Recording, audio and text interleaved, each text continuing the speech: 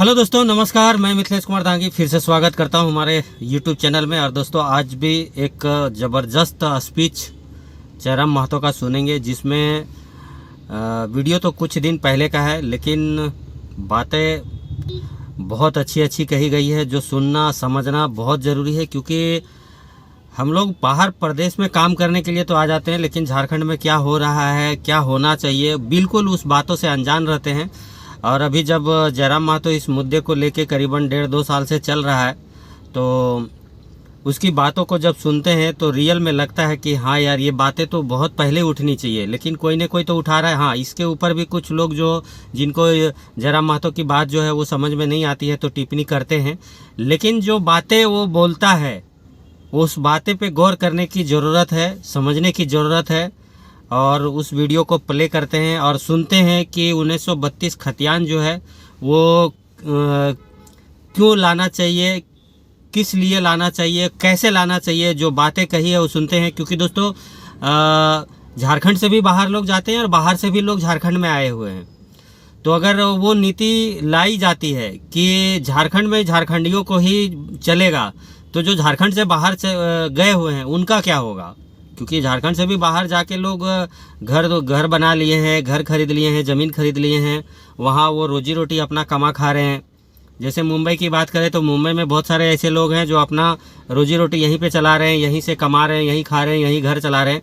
लेकिन स्थानीय जो नीति की बात कर रही है, जो 1932 खतियान की बातें चल रही है, वो क्या चीज़ है वो बहुत सारे लोगों को समझ में नहीं आता है। मुझे भी कुछ पता नहीं था, लेकिन जब उसकी वीडियो एक एक करके मैं देख रहा हूँ तो अभी सारी चीज़ें समझ में आ रही है। तो चलिए दोस्तों, देर ना करते हुए वीडियो को सुनते हैं। बहुत सारे मीडिया भाई लोगों ने सवाल किया है और उस सवाल का जवाब दिया है, तो वीडियो को सुनते हैं।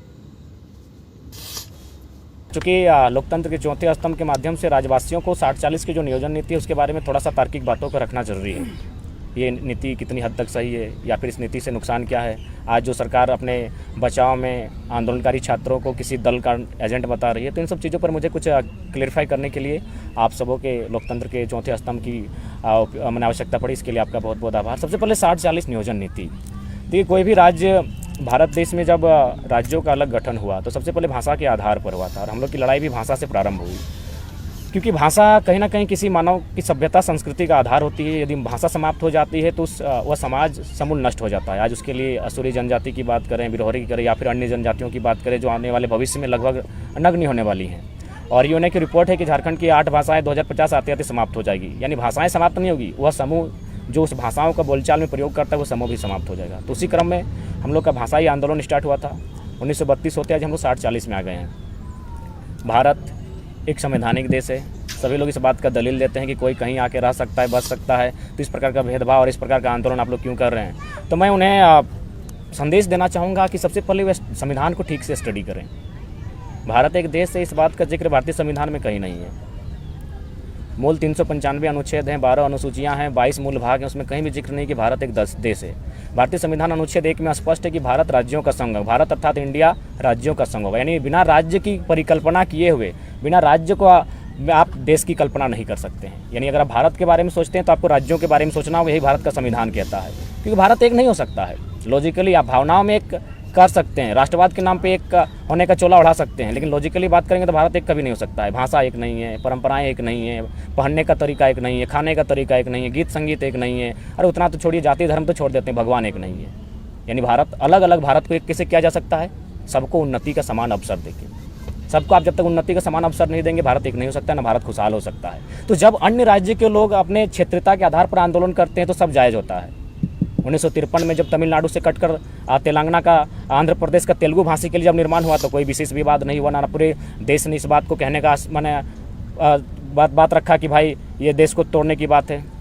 बॉम्बे, महाराष्ट्र और गुजरात 2 हिस्सों में टूटा तब किसी ने कोई बयान नहीं दिया। अन्य राज्य भी अलग हुए हैं लेकिन कोई विवाद नहीं हुआ। अन्य राज्यों ने अपने लिए कानून बनाए तब कोई विवाद नहीं हुआ। लेकिन झारखंड के लोग जब अपने अधिकार की मांग करते हैं तो ये विवाद क्यों आता है कि पूरा भारत है, कि पूरे भारत का जिम्मा मतलब भारत झारखंड के लोग लेके रखें। चाहे यहाँ की नियोजन नीति हो, चाहे यहाँ का स्थान नीति हो, पूरे भारत को ठिका लेके रखें हम लोग।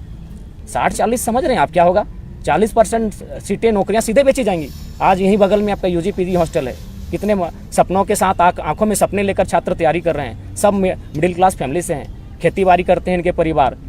माँ जेवर गिरवी रख कर भेजी है तो पिताजी घरों के पशु को गिरवी रख कर यहाँ तक भेजते हैं। और इस कंडीशन में आप 60-40 की बात करते हैं, 40% सीधे बाहर को बेच रहे हैं। और जब हम लोग आंदोलन करते हैं तब संविधान की बात करते हैं। अभी हम लॉजिकली बात करना चाहेंगे कि उड़ीसा का इंजीनियरिंग कॉलेज का फॉर्म आया, उसमें साफ शब्दों में लिखा है कि जो भी गवर्नमेंट कॉलेज हैं वो अन्य राज्यों के स्टूडेंट का एडमिशन ले ही नहीं सकते हैं, उनका एडमिशन केवल और केवल प्राइवेट सेक्टर में हो सकता है। तो जब उड़ीसा भी इसी संवैधानिक देश में है, वो यदि अपने लिए नियम कानून प्रावधान कर सकता है कि केवल और केवल उड़ीसा के ही छात्रों का एडमिशन होगा, हम तो नौकरियों पर आए हैं, वहाँ तो एडमिशन तक नहीं हो सकता है। चूँकि हमारे पास कागज़ भी चाहे तो हम लोग दिखाना चाहेंगे। लेकिन ये सरकार के लोग तो बोल रहे हैं कि टेम्पोररी तौर पर आया है ना, अभी उसके बाद में हमें जब ऑलरेडी 3600 टीचर की बहाली में अनुमान है कि 1200 टीचर बाहर के बन चुके हैं। पब्लिक डेटा कहाँ से आया? डेटा तो न्यूज़ वालों ने दिया है, तमाम न्यूज़ों में दिखाया गया है कि भाई बाहर के अभ्यर्थी बहुत मैक्सिमम संख्या से, जिला सहित दिखाया गया है। बाहरी कौन स्थानीय कौन यही डिफाइन नहीं है अभी तो। बाहरी साफ शब्दों में एड्रेस लिख रहे हैं, वो पब्लिकली कह रहे हैं कि हम बनारस से आए हो, पब्लिकली कह रहे हैं हम राजस्थान से आए हो, पब्लिकली कह रहे हैं हम औरंगाबाद से हैं, फिर भी आप डिफाइन नहीं कर पा रहे बाहर के कौन है। ये तो बड़ा दुर्भाग्य का विषय है। इंजीनियर की बहाली में आप अन्य राज्यों को दे दिए, मेडिकल ऑफिसर आप अन्य राज्यों को दे दिए, तो झारखंड के पास क्या बचेगा? अब तो चपरासी भी नहीं बचेगा, क्योंकि अब जो उत्पाद सिपाही है इसमें भी आप मैंने झारखंडित होने का प्रमाण नहीं मांग पा रहे हैं। तो ये एक दुर्भाग्य का विषय है। दूसरी बात थोड़ा संविधानिक की बात करेंगे, क्योंकि आज संविधान के नाम पर दिग्भ्रमित किया जाता है कि भारतीय संविधान में समानता का बात करता है, जो हमारा आर्टिकल 14 से लेकर 18 खासकर 14, 15, 16 मूल रूप से 16 की बात करते हैं क्योंकि नियोजन की बात आर्टिकल 16 करता है। अगर आप भारतीय संविधान अनुच्छेद 16 को देखेंगे तो वहाँ लिखा है कि किसी भी नियोजन में राज्य किसी भी प्रकार का भेदभाव नहीं कर सकता है। कोई भी नियोजन होगी, नियुक्ति होगी तो भेदभाव नहीं कर सकता है। अनुच्छेद 16 दो में कहती है कि आप जाति, धर्म, उद्भव, जन्म स्थान, नस्ल, संप्रदाय 7 पॉइंट है, उनके आधार पर आप भेदभाव नहीं कर सकते हैं। यानी 16(1), 16(2) के पढ़ने के बाद आपको लगेगा कि कोई भी एंट्री कर सकता है, लेकिन जैसे 16(3) पढ़ते हैं भारतीय संविधान अनुच्छेद 16(3), वहाँ साफ शब्दों में लिखा है कि संसद स्थानीयता के आधार पर यदि उस राज्य के लोग पिछड़े हैं, स्थानीय हैं, तो उनके लिए विशेष नियोजन में प्रावधान बना सकती है, 16(3) कहती है। तो हम तो उसी की बात करते हैं। आप आर्टिकल 46 में चले जाइए, आर्टिकल 46 में 16(3) का जिक्र कर रहे हैं, उसी के तहत आपको याद होगा कि जो 1932 आधारित स्थानीय नीति विधानसभा से प्रस्ताव पास किया गया, राज्यपाल के पास भेजा गया कि आप केंद्र को भेजिए, और उसमें जो 100% रिजर्वेशन की बात थी, जो आप लोग मांग भी करते हैं द्वितीय और चतुर्थ वर्ग में, कि संसद के पास अधिकार है। संविधान का जिस आप आर्टिकल का जिक्र कर रहे हैं जी, वो संसद का ही मामला है, मौलिक अधिकार यानी संसद का विषय है। तो वो तो राजभवन से लौटा दिया गया है। अभी जो समन्वय समिति की बैठक हुई गुरु जी के अध्यक्षता में, उसमें भी बात हुआ कि फिर से उसी बिल को जो है हम लोग फिर से भेजें। तो हम लोग भी लगातार वही कह रहे हैं कि आप फिर से भेजिए, जो त्रुटियां हुई हैं उनको निराकरण करते फिर से भेजिए। आर्टिकल 6 बीजेपी से क्या सवाल आप लोगों के मन में है? क्योंकि देखिए, राज्यपाल ठीक है, संवैधानिक व्यवस्था है, लेकिन किस टाइप से व्यवस्था है सबको मालूम है। देखिए, उस पर हमारा ये जो चीज़ें लौट रही है और जो आप लोग मांग कर रहे हैं, तो रोड़ा जो बन रहा है लोग, उसमें कैसे समाधान होगा? जी, जेएमएम के बाद हम लोग बीजेपी पर भी आएंगे, उसके लिए हमारी रणनीतियाँ बन रही हैं। इस जब आंदोलन के लिए आए तो कोई बक्से नहीं जाएंगे उसके। तो जयराम महतो ये मान रहे हैं ना कि आप लोग के मन मुताबिक जो नीतियाँ बननी चाहिए, तो वो तो विधानसभा से प्रस्ताव बना करके भेजा गया। जो अधिकार हेमंत सोरेन के पास तो अधिकार नहीं है कि संसद भवन से जाकर के उनके पास। नहीं, मैंने ये तर्क, अभी हेमंत सोरेन की बात नहीं, मैंने ये तर्क दिया, लोग इस बात का भ्रम फैलाते हैं स्थानीयता के नाम पर कि आप राज्य के लिए किसी को भी ओपन रख सकते हैं। तो वही हम तर्क दे रहे थे कि उड़ीसा ने जब साफ शब्दों में लिखा है, बंगाल ने साफ शब्दों में लिखा है, तो हमारे पास एक कॉलम बनने में क्या समस्या है? कोई भी बहालियाँ अभी जो लेटेस्ट आई हैं वो तो साफ साफ लिखा है कि भारत का नागरिक हो प्लस बिहार राज्य का मूल निवासी हो, भारत का नागरिक हो, बंगाल का मूल निवासी हो। तो हम लोग भी झारखंड का मूल निवासी, वही कॉलम की तो बात कर रहे हैं। दूसरा बात, नीति निर्देशक तत्व का जो आर्टिकल 46, उसमें भी लिखा है कि राज्य अपने राज्य के दुर्बल लोगों के लिए कानून बना सकता है। कहाँ? शैक्षणिक और आर्थिक स्थिति को प्रोत्साहन करने के लिए, दुर्बल लोगों के लिए। तो क्या हम लोग झारखंड के लोग सबल हो चुके हैं? ये अब राज्य का मसला है। नीति निर्देशक तत्व आर्टिकल 46 में लिखा है कि दुर्बल लोगों के प्रोत्साहन के लिए, आर्थिक और शैक्षणिक प्रोत्साहन के लिए आप नीति नियम बना सकते हैं। तो क्या हम लोग सबल हो चुके हैं? हम कितने सबल हुए? हम तो ज़मीनें बेचकर अपना गुजर बसर कर रहे हैं, तो हम तो सबल नहीं हुए हैं। लेकिन जो चीज़ें आप बोल रहे हैं वही चीज़ें तो सरकार में शामिल लोग भी कर रहे हैं, जो अभी जिसका जिक्र संजय भैया कर रहे थे। उन्होंने बोला कि फिर से भेजेंगे इसको राज्यपाल के पास, तो बिल्कुल भेजे। तो फिर आंदोलन किस बात को लेकर? आंदोलन इस बात का कि आंदोलन के कारण ही 1932 चर्चा में आया विधानसभा में। अगर क्या चाहते हैं आप लोग, वैकेंसी निकले या फिर नहीं निकले? नहीं, देखिए हम लोग चाहते हैं कि कम से कम आप जो आप कह रहे हैं कि टेम्प्रोरी है, तो टेम्प्रोरी भी किस प्रकार का होगा? टेम्प्रोरी भी है तो ठीक है, तो क्या आप इसका मतलब टेम्प्रोरी, इसका मतलब सारी बहालियों को बांट देंगे क्या? उसमें आप जो लोकेलिटी का सब मैंने बैरियर को डिलीट कर चुके हैं, लोकल भाषा के बारे में चर्चा नहीं होगी, मैंने संस्कृति के बारे में चर्चा नहीं होगी, सीधे आप इंग्लिश को लोकल लैंग्वेज बना दीजिए। क्या ये आधार हो सकता है टेम्प्रोरी बहाली में? क्या इसके माध्यम से आप रोक सकते हैं? आप जिला वाइज सर्वे करते हैं, जिला वाइज कौन सी भाषाएं हैं उसके आधार पर आप GSGK का पेपर सेट करते हैं, ये तो आप कर सकते हैं। ये तो संविधान का हनन नहीं होगा। जिस प्रकार उड़ीसा अपने उड़िया लैंग्वेज को लेकर एक बैरियर बना देती है, आपके पास अब जिला वाइज सर्वे करके, जो इससे पूर्व होती थी यार, अब जो 2-3 भाषाएं, क्योंकि झारखंड में एक भाषाएं पॉसिबल नहीं है, तो इसीलिए मेरा मानना है कि आप जिला वाइज सर्वे करते हुए इस टेम्प्रोरी बहाली को भी लोगों के पहुंच से अन्य राज्यों की, और ये हम नहीं कह रहे हैं, चीफ जस्टिस ऑफ इंडिया पूर्व में M हिदायतुल्लाह ने भी साफ कहा है कि यदि राज्य चाहे तो विकसित राज्यों के अभ्यर्थियों के अतिक्रमण को रोकने के लिए कानून बनाए। टेम्प्रोरी में भी कानून बनता है। आप 40% बेच रहे हैं, बहुत समय लग जाएगा, 4 साल लगभग। कुछ समय क्यों लगेगा? आप जो स्थानीयता का चैप्टर उसको ले आइए ना। जैसे पिछला बार सवाल था पहिला किसे कहते हैं, अब बताइए, अन्य राज्यों के लोग आसानी से नहीं समझेंगे पहिला किसे कहते हैं। आप स्थानीयता चैप्टर को लेकर आइएगा तब ना। आप लोकलिटी को लेकर आएंगे कि नहीं? आप तो लोकलिटी को ही डिलीट कर दिए हैं। स्थानीयता के अलावा आप किसी प्रकार से फिलहाल आप इसे टेम्प्रोरी भी रखते हैं तो नहीं बचा सकते हैं। जब तक अस्थायी नियम नहीं बनता है तब तक आप कुछ ऐसा दिमाग तो लगा सकते हैं जो आप रोक सकते हैं। आप लोग 32 का जिक्र करते हैं, बहुत कोल्हान में 32 का किसी के पास हथियार नहीं है, तो अंतिम बाहरी हो सर्वे गए। सेटलमेंट के बाद चल रहा है, सुरसिंह बेसरा का कहना है। हाँ, तो वो बाहरी हो गए देखिए, आपके हिसाब से। नहीं, हमने ये क्या कहा, हमने शुरू से कहा है, हमने कभी 1932 को केंद्र बिंदु कहा है, चाहे टाइम या सर्वे सेटलमेंट हुआ है। आप जिलों का जो अंतिम सर्वे सेटलमेंट उसको आधार माने। 4-5 कॉलम में झारखंड की स्थानीयता परिभाषित होगी, एक कॉलम में पॉसिबल नहीं है। झारखंड विविधताओं का राज्य, इस बात को समझना होगा। हमारी एक भाषा नहीं है। बंगाल के तर्ज पर हमारी एक भाषा तो विवाद ही समाप्त हो जाता।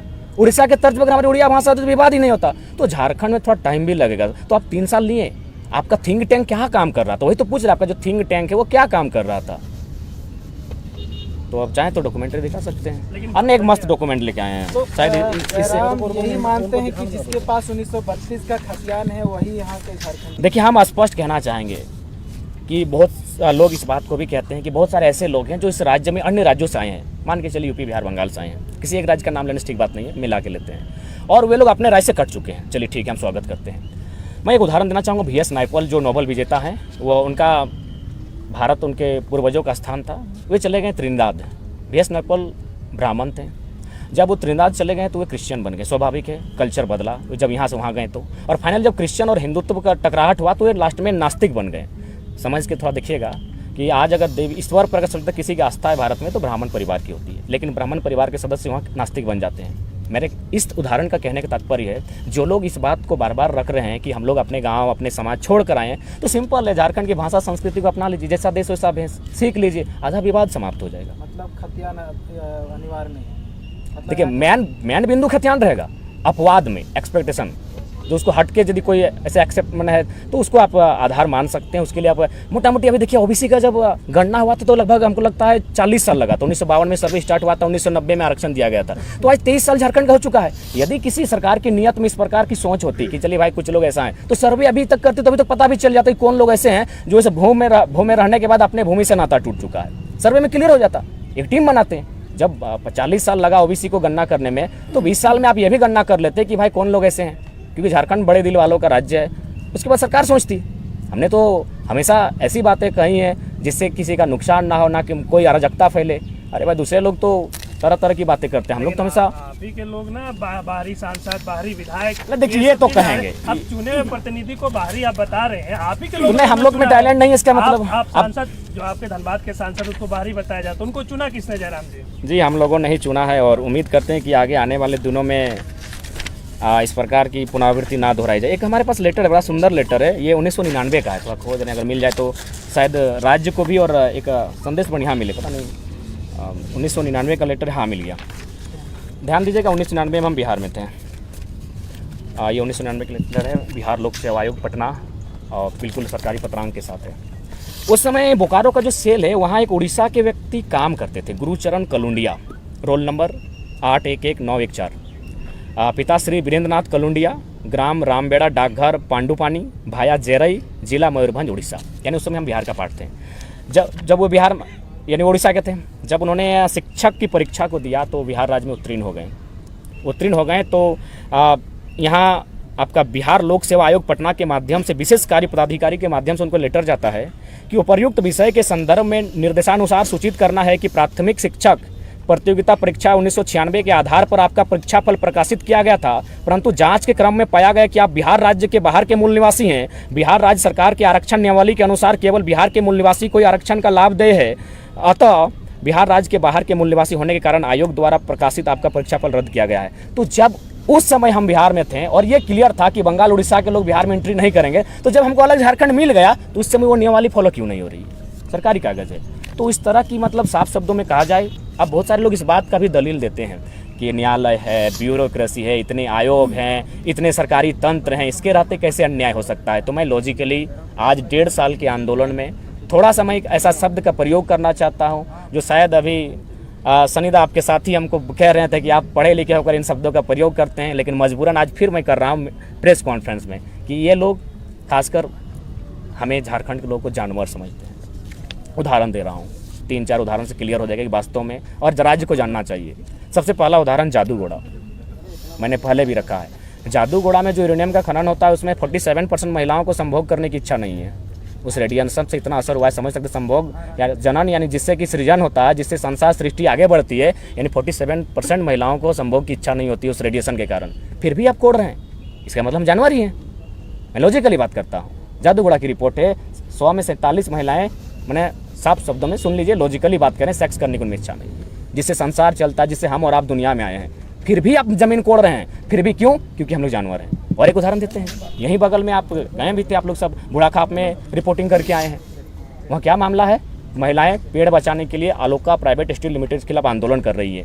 आपको पता होगा नीरज महतो नाम का एक 8 साल का बच्चा जो कैंसर से जितना फेस है उतना उसका घाव हो चुका था, वो मर गया। वही आलोका स्टील कंपनी कुछ दूसरे राज्य में है, वहाँ 0 पोल्यूशन है।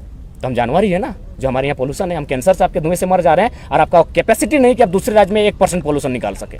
यही कंपनी जब दूसरे राज्य में जाती है तो वहाँ 0 पोल्यूशन पे काम करती है। जब ये झारखंड आती है तो लोग उसके कैंसर से मर जाते हैं। तो इसलिए हमने कहा कि हम जानवर हैं। और एक उदाहरण दे ही देते हैं, कोल सबसे ज़्यादा प्रभावित किया झारखंड को। चीरहरण अगर सबसे ज़्यादा किसी का हुआ है तो कोल फैक्ट्री के कारण, कोल खनन के कारण। आप चले जाइए, यहाँ 3 यूनिट गवर्नमेंट की और कुछ यूनिट्स हैं, CCL, BCCL और ECL। आज बेरमो में जाइए, 999 साल कर लीजिए। बताइए 999 साल कर लीजिए, कौन सा संवैधानिक है? किस प्रकार का छेड़छाड़ हो रहा है यहाँ के कानूनों के साथ। यही आप NCL है आपका सिंगरौली मध्य प्रदेश में, अगर आप वहाँ जाते हैं तो वहाँ क्या होता है कि सबसे पहले एक टीम गठन होता है। वो टीम जाके वहाँ सर्वे करती है, जिनका मकान तोड़ना हो सब चीज़ सर्वे होता है और उनको इस जमीन का आवंटन होता है। जमीन में घर बना के बाकायदा कंपनी देती है सिंगरौली में। यही मध्य प्रदेश सिंगरौली में लोग बाकायदा घर बना कर देते हैं, यहाँ घर तोड़ते हैं। तो इसलिए तो हमने कहा हम लोग जानवर हैं, ये लोग हम इंसान ही नहीं मानते हैं। तो फिर अब किस न्यायालय और कानून की बात करते हैं? हजारों CNT कानून पेंडिंग पड़े हैं, हजारों हत्याएं हो चुकी है जमीन विवाद को लेकर। साफ शब्दों में आज हमें कठोर शब्द करना पड़ रहा है। बाकी जो है ये लोग झारखंड के लोगों को जानवर मानते हैं। हजारों उदाहरण देंगे जहां देश में ठीक ठाक कानून है, लेकिन जैसे वो कंपनी वही लोग झारखंड में एंट्री करते हैं, उनकी नैतिक सोच मर जाती है या फिर उनका माने मर्यादा खत्म हो जाता है और वे लोग इस प्रकार कार्य करते हैं जैसे हम लोग पशु हैं। आज मजबूरी में इस बात को रखना पड़ रहा है। इसीलिए सारा सिस्टम यहाँ फेल है, चाहे DC रहे चाहे VC रहे। यहाँ सब कोई केवल और केवल इस राज्य को दोहन करने के लिए आए हैं आज। इसलिए आज मजबूरन मुझे इस पीड़ा के साथ इन शब्दों को रखना पड़ रहा है। तो क्यों नहीं जाते हैं मुख्यमंत्री से इस पे बातें करने के लिए? क्या आप समझा नहीं पा रहे हैं, क्या समझना नहीं चाहते हैं, या आप अपनी राजनीति चमका रहे हैं? देखिए, हम लोग को राजनीति करने का आज भी इंटरेस्ट नहीं। कैसे हम लोग राजनीति कर पाएंगे? ये बार बार सवाल आता है, राजनीति हम लोग कैसे करेंगे? हम लोग आज तक एक मुखिया नहीं जीत पाए हैं। क्यों नहीं मुख्यमंत्री से मुलाकात करेंगे? मुख्यमंत्री बुलाएंगे, हम लोग आंदोलन कर रहे हैं तो उनका फर्ज बनता है कि एक डेलीगेटिंग टीम को बुलाया जाए, 5 लोगों की टीम आए। जब हम उनसे वार्ता नहीं करेंगे तब आप कहेंगे। हमारे बड़े भाई के नाते आप भी तो रिक्वेस्ट कर सकते हैं कि आप समय दीजिए, हम आपसे मुलाकात करेंगे, अपनी बातों को रखेंगे। आप क्यों तब तक चाह रहे हैं कि लोग पीड़ित है और वो परेशान हो, बीमार पड़े? इस सॉल्यूशन का हल तो ये भी हो सकता है। बात बताइए, जब पूरे राज्य में आज इतना आक्रोश है तो उनको दिखना चाहिए, उनको एक प्रतिनिधिमंडल को बुलाना चाहिए। हम लोग अगर नहीं जाते, नहीं बात करते तो अलग बात थी। हमें मुख्यमंत्री से शिकायत है, व्यक्तिगत हेमंत सोरेन से कोई शिकायत नहीं है।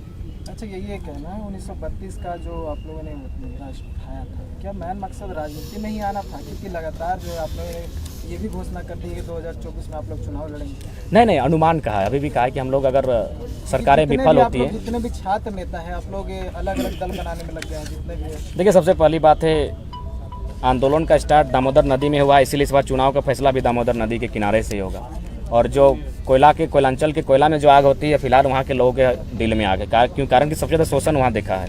तो इसलिए बाकी जो लोग आए उनका स्वागत करते हैं, लेकिन वे आए और जल्दबाजी में तुरंत पार्टी का निर्माण करने लगे। एक बार कम से कम हम लोग से बैठ तो लेते, समझ तो लेते हैं, क्योंकि ये नए चेहरे हैं, नए लोग हैं, नई पीढ़ी है, नया उमंग है, इनके साथ किस प्रकार चलना है इस पर चर्चा करना चाहिए था। किसकी बात कर रहे हैं आप? तमाम लोगों की जो हमारे साथ आए सभी लोग आए और सब अचानक तुरंत आके 2 दिन में अलग पार्टी का निर्माण करने लगे, अलग अलग बात करने लगे। सभी की बात, नाम व्यक्तिगत किसी क्यों ले। इस सुर सिंह मिश्रा को लेकर क्या कहेंगे? लगातार आपकी वो एक अनुभवी हैं, झारखंड आंदोलनकारी हैं, राइटर फाइटर दोनों हैं, लेकिन यही कहना चाहेंगे सबका एक टाइम ऑफ पीरियड होता है। आपने एक बड़ी बात कही है, कुछ दिन पूर्व आपने एक बाइट दिया है अपने क्षेत्र में। जी, हम उस बाइट को दोहरा देते हैं। जी, हमने कहा है कि उनका समय 1985 का था, जब वो बैट लेके लंबे लंबे छक्के लगा सकते थे, उनका सम्मान करते हैं। अब 2023 आया है, अब शुभमन गिल, सूर्य कुमार यादव, यशस्वी जायसवाल, इन खिलाड़ियों का समय है, तो इनको आशीर्वाद दें, इनको गाइडलाइन करें कि कहाँ निकलना है। हम तो कहते हैं अगर जरूरत पड़े कान खींचिए, जरूरत पड़ते कंधे पे हाथ रख के शाबाशी दीजिए, सब कीजिए जो एक कोच का रोल होता है, गाली दीजिए, लेकिन बल्ला उन्हीं को दीजिए जिनका समय है। उन्होंने तो कहा था कि